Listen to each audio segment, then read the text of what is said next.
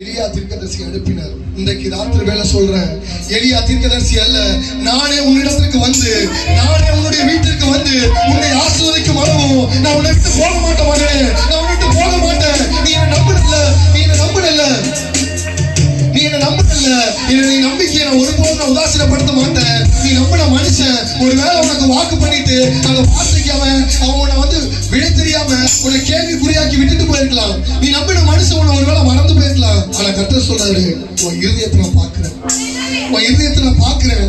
நீ யாருக்கு தெரியாம வடிச்ச கண்ணீரை நான் பார்க்கிறேன். நான் மறந்துட்டேன்னு நினைக்கிறியா? நான் உன்னை மறந்துட்டேன்னு நினைக்கிறியா?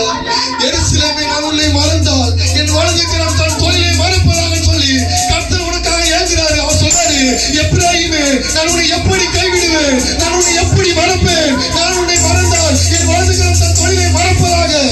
அவருடைய வலதுக்காரன் கூட தேவை மறந்தார். அவர் உன்னை மறக்கல, அவர் உன்னை விட்டு விலகி போகல.